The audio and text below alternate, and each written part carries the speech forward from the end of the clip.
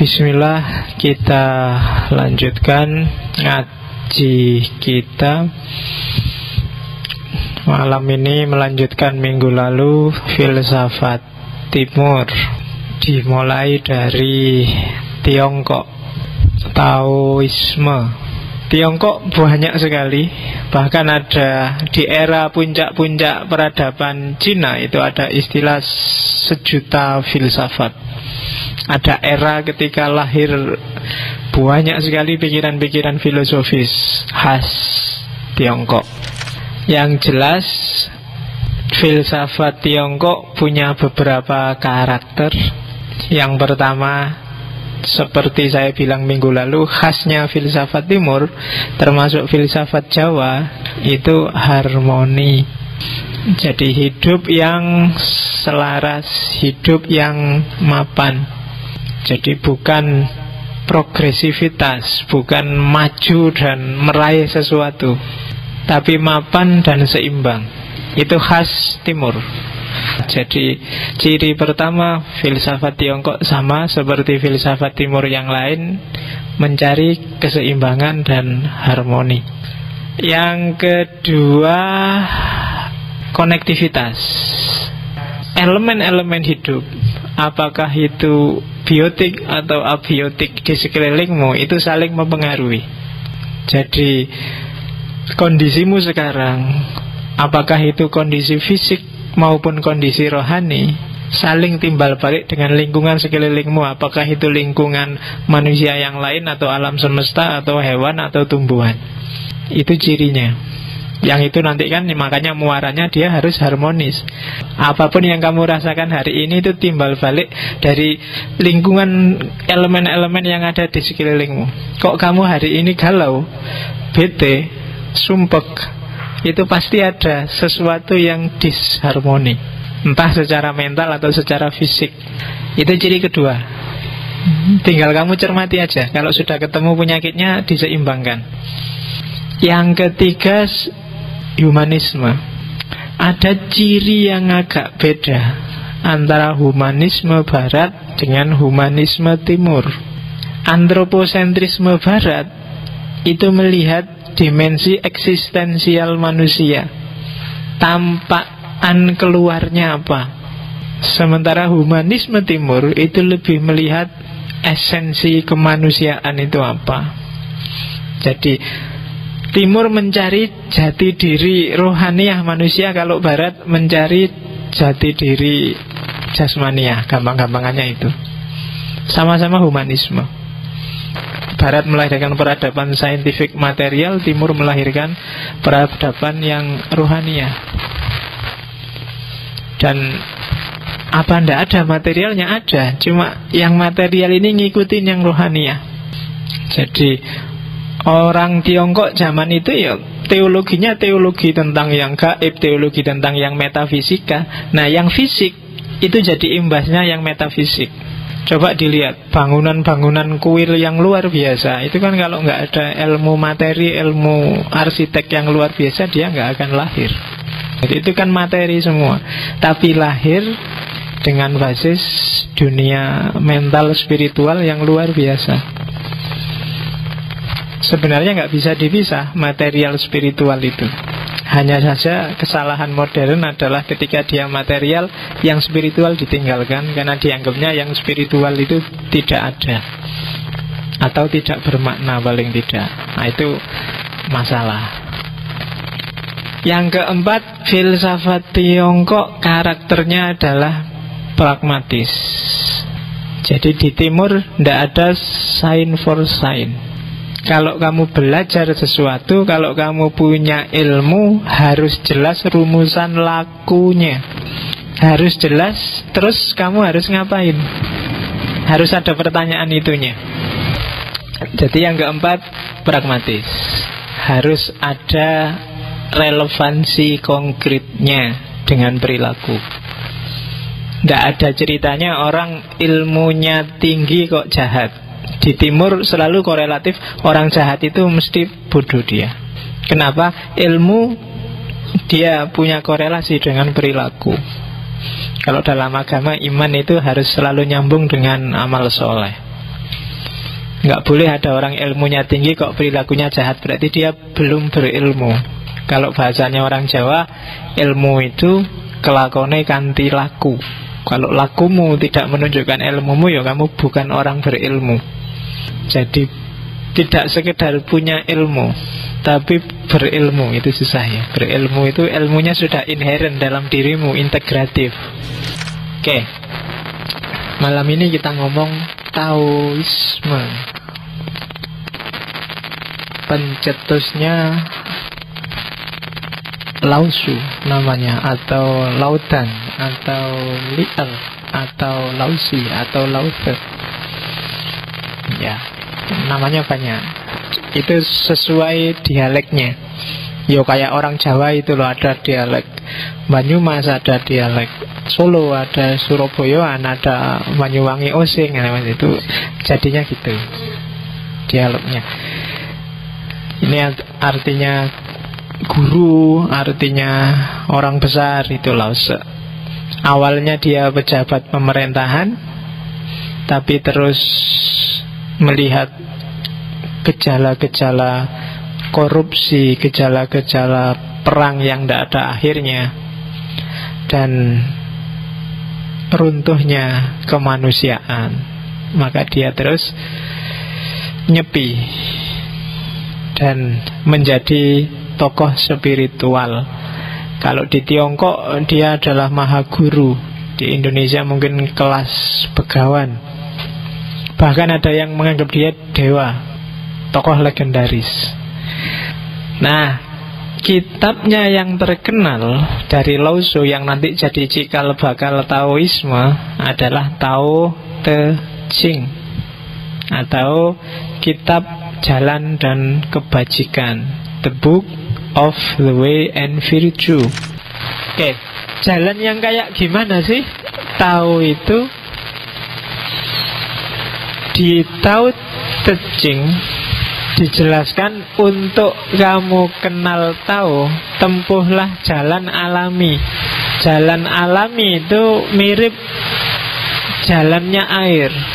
Jadi air itu kan dia selalu patuh pada karakter alaminya dia. Hujan ini kan termasuk bukti analogis dari Tao. Air itu kan selalu adaptif. Dia tidak pernah menolak takdir yang dijatuhkan pada dirinya. Atau ada yang jadi hujan nanti masuknya ke got, ada yang di kamar mandi nasibnya agak jelek, dia takdirnya harus, tapi nggak memberontak. Dia ngerti jalannya memang harus seperti itu. Padahal dia kuat luar biasa loh. Kalau dia mau, alam semesta bisa hancur oleh kekuatannya. Masih ingat tsunami, masih ingat banjir. Tapi kalau terjadi banjir dan macam-macam, itu bukan karena dia. Dia hanya ikut takdirnya. Karena kamu yang menebangi pohon, maka lahirlah banjir. Alam jadi tidak harmonis. Jadi air dia kuat, tapi luas, dan mau menerima takdir dirinya. Ciri pertama. Ciri kedua, air itu jernih dan tenang. Tidak ada air cemar, yang ada air yang dicemari. Semua makhluk hidup, katanya Tao, dasarnya adalah jernih dan tenang, termasuk manusia. Tidak ada manusia jelek, tidak ada manusia rusak. Yang ada adalah manusia yang dirusak atau merusak dirinya sendiri. Nah, itu Tao. Oke, jadi analoginya air. Nanti di banyak bait yang ada di Tao Te Ching itu cerita tentang dahsyatnya, luasnya, kuatnya, dan jernihnya air. termasuk bermanfaatnya air. Oke, masuk. Kita tinggalkan air biar hujannya nggak terlalu deras. Sekarang masuk ke manusia. Ya mumpung pas ngomong air kan airnya banyak. Sekarang ngomong manusia. Oke, gimana sih cara hidup manusia yang berpola air itu? Yang pertama adalah ikuti jalanmu secara alamiah. Maka kunci pertama untuk menjalankan tahu adalah kenali dirimu yang sejati. Siapa kamu? Janjane watekmu itu apa? Kayak gimana sih? Cirimu itu apa? Kenali dan ikuti jalanmu. Jadi orang yang kenal dirinya dan mengikuti jalannya, hidupnya akan stabil. Tidak akan gampang protes, nggak gampang galau, nggak gampang ngamuk. Kalau sukses dia nggak terlalu seneng, kalau gagal dia nggak terlalu sumpek. Kenapa? Karena dia tahu itu sudah jalannya. Jangan memaksa realitas untuk bunyi sesuai kehendakmu. Biarkan realitas membunyikan dirimu agar harmoni dengan lingkungan sekelilingnya. Itu gaya tahu. Oke ya. Jadi itu jalan manusia. Sudah ada garisnya di langit menurut tahu. Setiap orang punya jalannya sendiri-sendiri. Tempuhlah jalan itu, tidak usah peduli hasilnya. Jadi hasil bukan kita yang kontrol, tapi jalan. Kalau nggak kepingin dipukuli ya jangan maling, kan itu aja. Masing-masing ada jalannya. Itulah jalannya manusia. Nah, ini simbol paling terkenal dari Tao. Jadi yin yang, dualitas, dualisme. Alam semesta ini selalu sifatnya berpasangan. Dan pasangan-pasangan ini harus ada demi keseimbangan. Kalau tidak, yang lahir adalah ketidakseimbangan. Dalam hal apapun. Bedanya sama Barat, kalau Barat melihat dualitas itu konflik. Tapi kalau Timur melihat dualitas itu komplementer. Kalau Barat, mungkin karena kamu terpengaruh Barat, melihat benar dan salah, siang dan malam, baik dan buruk, apalagi indah dan tidak indah, itu sesuatu yang konflik. Kalau bagi Tao, enggak. Itu bukan sesuatu yang konflik, yang saling kalah mengalahkan, tapi saling komplementer. Jadi komplementer itu maksudnya saling melengkapi. Tidak ada cakep kalau nggak ada yang jelek. Kamu disebut cakep karena yang lain jelek. Ada baik, pasti ada buruk. Karena lahirnya kebaikan itu dari ketika keburukan eksis. Complementary contraries. Komplementer, yin dan yang, lembut dan keras. Kamu harus punya sisi lembut, juga punya sisi keras. Kalau kamu punya yang saja, keras saja, hidupmu tidak akan seimbang.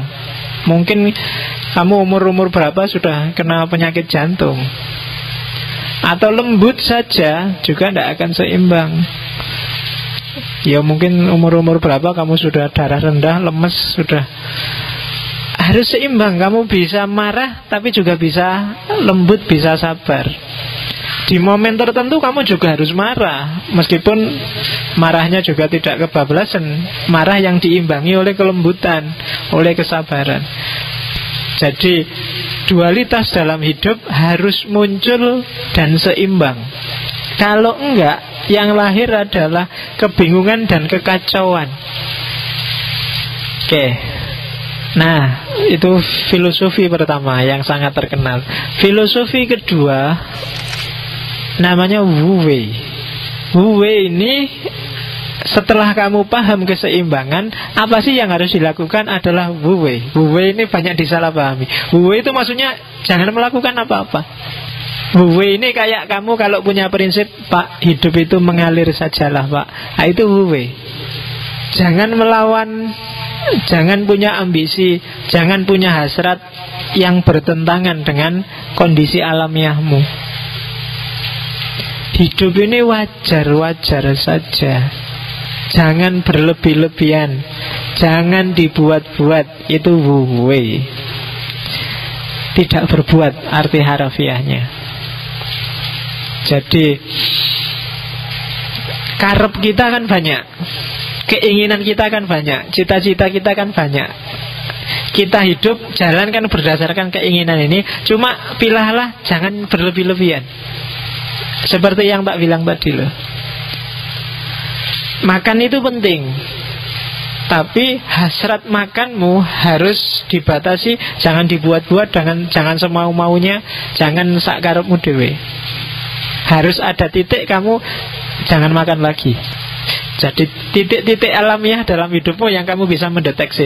Oh, ini sudah keterlaluan, oh ini sudah berlebihan. Tidak ada barang berlebihan itu yang bagus. Ibadah aja kalau berlebihan kan jelek, apalagi yang bukan ibadah. Jadi selain hidup harus seimbang, yang kedua hidup juga harus ngerti batas. Oke, ini Tao Te Ching tentang takdir. Takdir Tao Te Ching agak bau Jabariyah, tapi tidak melulu kayak Jabariyah. Kalau di filsafat kayak filsafat Romawi, stoicisme. Jadi segala hal yang terjadi yang di luar kontrol kita, itulah takdir. Dan bagi orang yang meyakini takdir, harusnya tidak gampang galau dan tidak gampang gembira yang berlebihan. Jadi tidak ada satu hal pun yang menyenangkan, agreeable, bisa disetujui seketika, atau menyedihkan, ofensif, menyerang. Kalau kamu Muslim ini sebenarnya kita kan juga percaya pada takdir. Orang yang percaya takdir harusnya tidak bisa sombong dan nggak bisa galau. Kalau masih bisa tinggi hati, sombong, dan masih gampang galau dan bete dan sedih, berarti kamu tidak percaya sama takdir, tidak percaya sama kasunyatan, tidak percaya sama yang bikin skenario. Kan kamu sudah tahu dan beriman bahwa hidup kita ini ada yang ngatur. Lah kok kamu bisa sesedih itu?